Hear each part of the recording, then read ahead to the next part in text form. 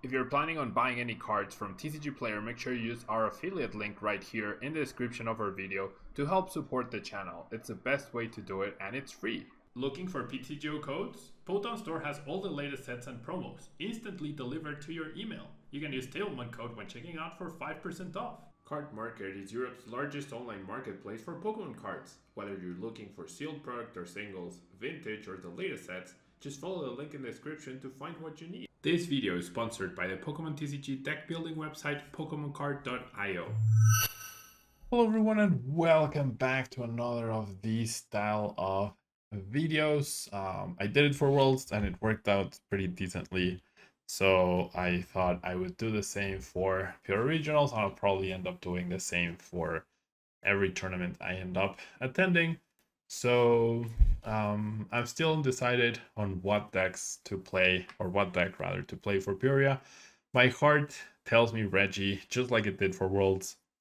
I feel like I owe it to the deck to get a good showing for it, in terms of my disappointing mistake at the World Championships in the stream match nonetheless. So that's that. Yeah, so I feel like I owe it to the deck to give it a better performance, to give it a really good showing. And I really enjoy playing the deck. It can be frustrating at times. The early game of the deck is really all over the place and can certainly be frustrating, but overall the list doesn't change much from Worlds to here. I do now think going heavy path to peak is important, not only for the disruption it offers, also because Pokestop is good, but it's also not like, ooh, it's the best card ever, right? It's not a draw 3 item card. It's draw 3 and probably discard something good and get a resource maybe sometimes. Yeah, so that's why we have that. The heavy Empoleon usage at the moment, especially online, I think merits the 3 path to peak. And then you're also a 4 Marnie 3 path to peak deck, which all of a sudden becomes disruptive and can give your opponent headaches for sure. So we switch from 4-3-2 lineup to 4-4-1. One less boss, and honestly I'm considering just not playing boss at all, simply because having it at the right time with only one is very difficult, so might as well just drop it completely. I know it's weird not playing a boss, but the important thing about this deck is attacking as early as possible. So if you manage to pull that off, you're in the clear, and boss doesn't help you do that. Boss is situational, and by the time you need it, you might have discarded along the way, or you might not even have access to it. The other new inclusions in the deck are the Gift Energy, which is very nice to protect yourself from Roxanne. In the late game, you get to draw extra cards if your Pokemon gets knocked out, up to 7, and then you promote. So a really nice way, essentially Lucky Egg, which I was really hoping I could play instead of Choice Belts, but obviously Choice Belts are huge. And then we switch to 3 Choice Belts because there's way less, like the metagame is now decently focused on single price attackers, which makes Choice Belt obviously a useless card. So I think 3 is the right number to use. And we get the Herballoon in its place, which offers a nice complement to the Scoop Up Nest to be able to retreat your Regis and retreat into the right attacker, which is usually a Lecky or Drago or Regirock in certain situations. So really nice options here, just having a little bit more versatility. If I were to take out the boss's orders, I might even just consider adding another Cynthia or adding the second heavy ball back, or rather not back, just adding a second heavy ball or adding the second energy Lodo back. I think that's pretty big, or even an extra capture energy or a second gift energy. All of those are certainly good options over the boss's orders, or a Lost Vacuum or Tool Scrapper to get rid of those pesky big charms and big parasols, especially from some Pokemon. So I don't know, I like this deck. I think it's potentially worth using. It's definitely my #1 choice for PEORIA Regionals to start off the season, where I left off Worlds, and hopefully give Reggie the decent showing that I should have given it at Worlds, or like at least a higher placing than I got. So yeah, this is option #1. And then option #2 is Palkia V-Star. Yeah, very boring, very standard, very powerful. Palkia V-Star. I do think this deck, whilst everyone is so focused on countering Lost Box and whatnot, I do think Palkia V-Star is a very good option to have. It's just solid, it's consistent.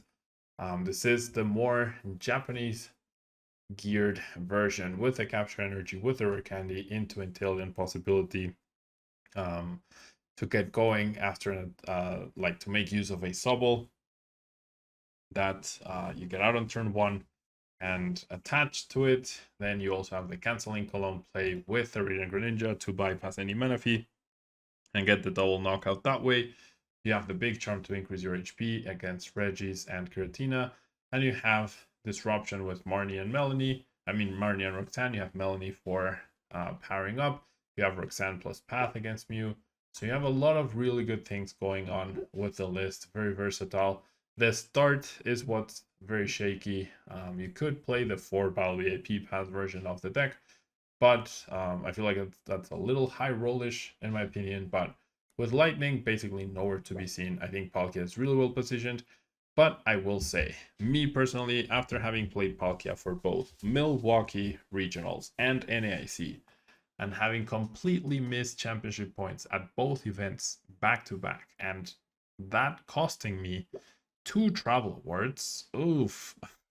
Yeah, that puts me in a place where I lost a little bit of faith in Palkia V-Star overall. So this feels good. When I play it, it feels good.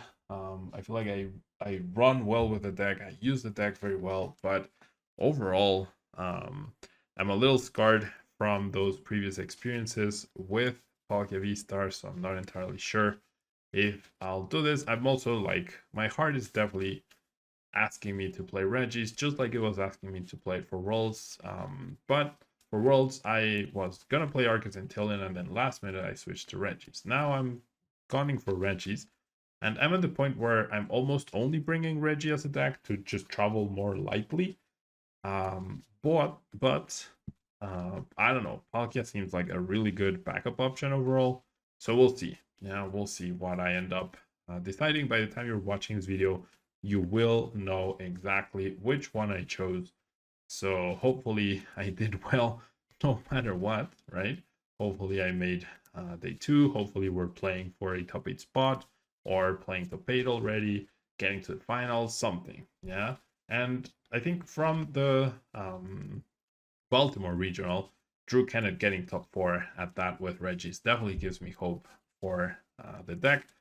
The deck can be very frail in some ways, but it's also really good, and I'm looking forward to playing with it, yeah, one more time, because I feel like my Worlds run definitely came up short a little bit in terms of results, in terms of being able to make it one step closer or one step farther than I did, and possibly getting to play on that Saturday for the top 8. So who knows? Yeah, but for now, I do like this Palkia deck. I especially like the rare candy into Intel, and I think that's a very powerful play overall.